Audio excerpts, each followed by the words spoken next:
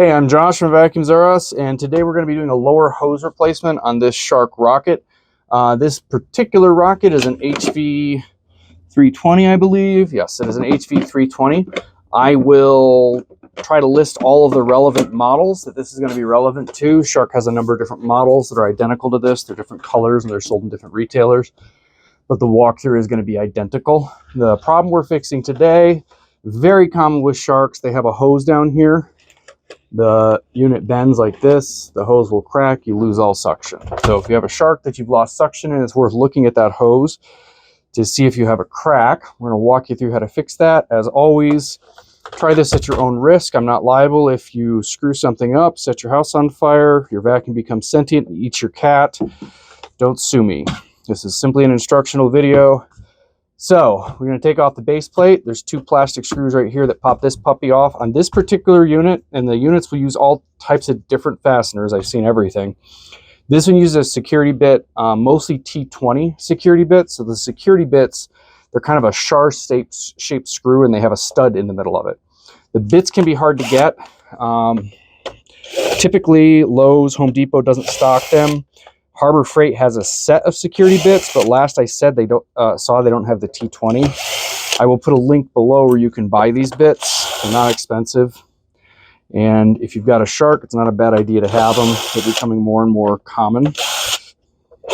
And there's one bit, or there's one screw right here in the center you don't want to forget about. And this is a short one. This screw that comes out is a short one. So far, all the screws we've taken out are all the same size.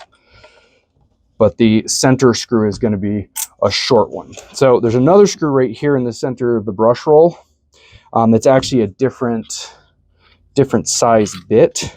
This is a T10. So we got T20 on the back, we got T10 on the front. I'm going to set that aside so I can get back to it. So there's our small T10. Remember, we had a short screw in the middle there, and then we had the small one right there. So it looks like I got all of them. I got two in the back, 1, 2, 3, 4, 5, 6, and then a small one in the center. And I think that is it. It should pop right off. Yeah, we do. See if I can find that one. There we go. All right, so here's the culprit, the broken hose.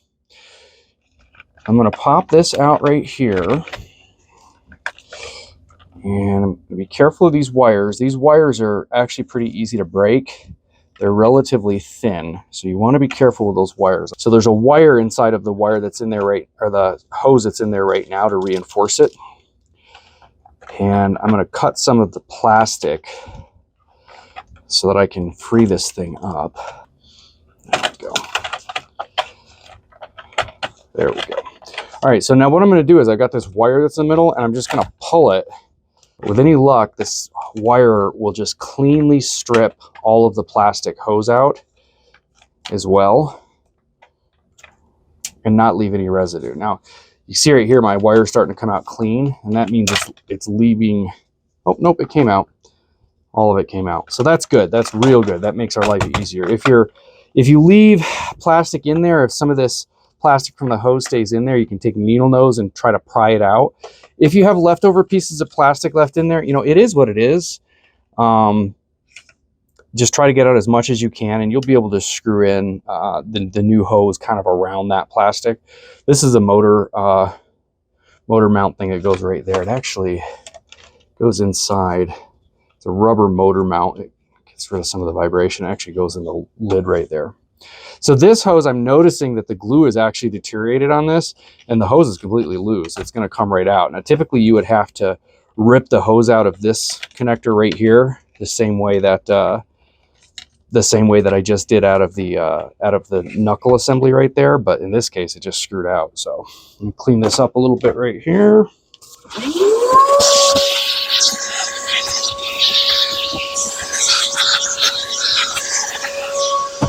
All right, so this will pop out.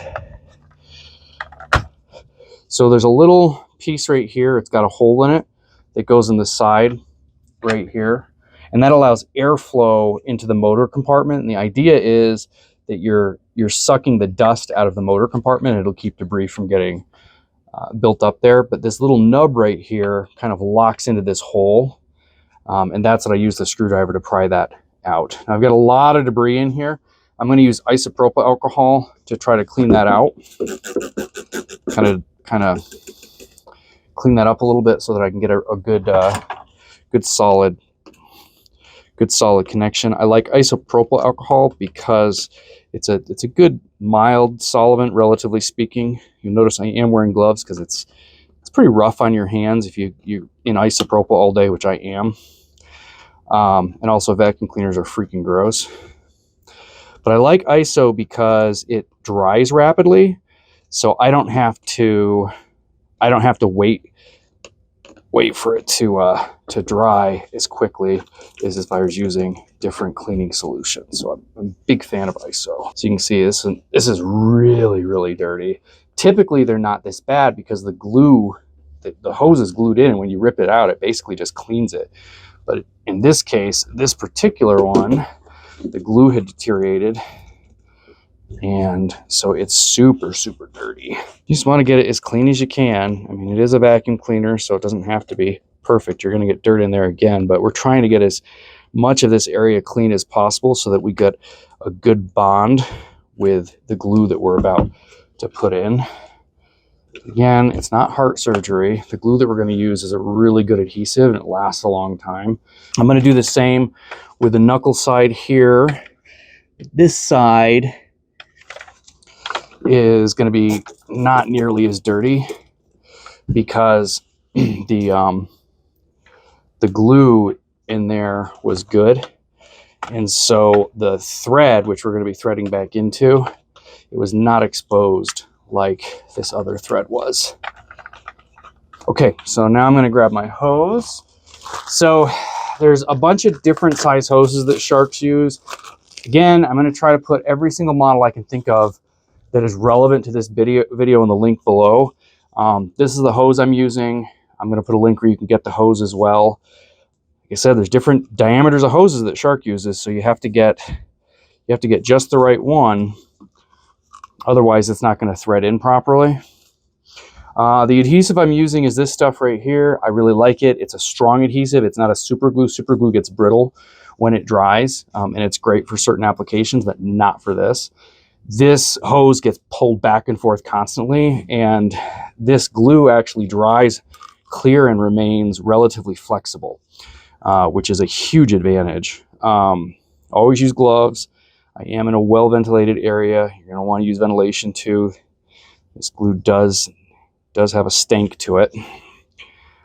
We have this too. I'm going to put a link below, or you can buy this glue as well. It's not a tube this size. Would do about 500 Sharks. They're little tiny tubes you can get that'll do like 1 or 2 of these. The glue it dries in the bottle. So a bottle that size is going to dry up in like 6 months. So a smaller bottle would be more appropriate for if you're not a vacuum shop. So I'm just screwing that in. It's threaded.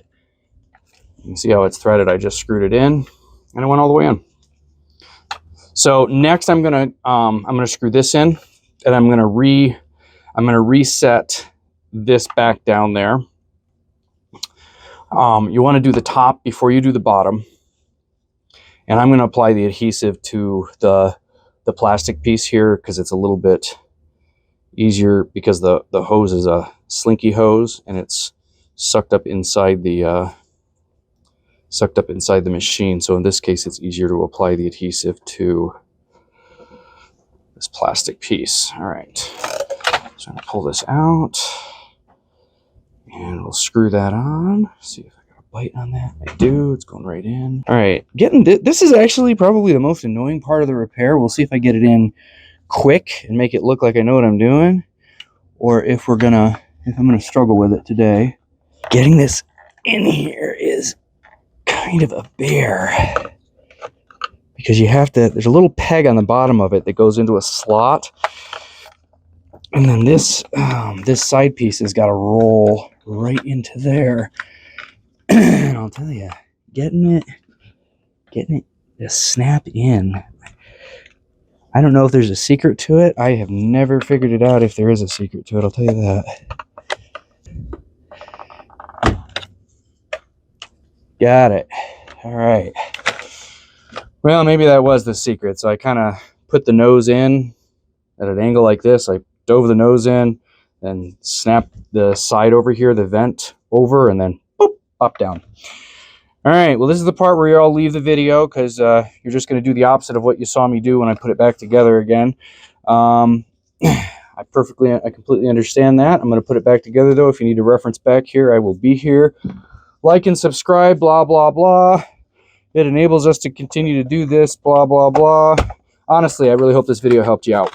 All right, so I popped that back on there. Remember, I had that motor mount that fell out. I put that back in there. I'm going to put the screws back in. Again, I've got the one small screw in the middle.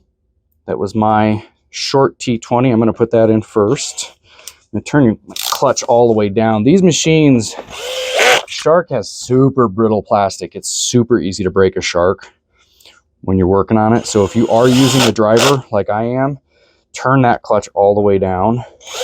Otherwise, you'll be breaking stuff left and right.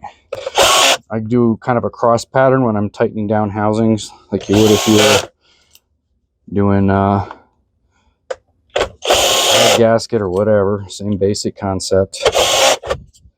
And then we have the 1T10 was our front screw. That was the shorty. Put this back on again. This customer did not want a service done on their machine, so we're not doing any cleaning or oiling or anything like that. If this is your machine, I would suggest while you're in here, you've got that isopropyl alcohol out, use isopropyl to clean out your brush bar chamber right there.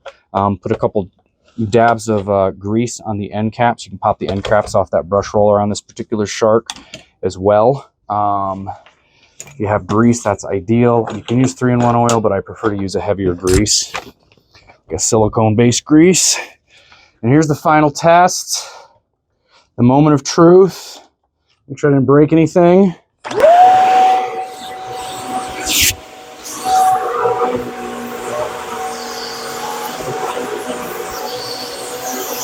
All right, voila, it works.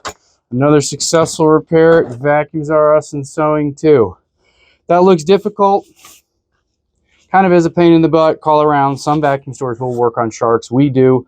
A lot of shops won't work on them. It's hard to get parts. They're difficult machines to work on because they're all different. They're easy to break too. So you may have to call a couple shops before you find somebody who will take a crack at it. But give it a shot if you don't want to try it yourself.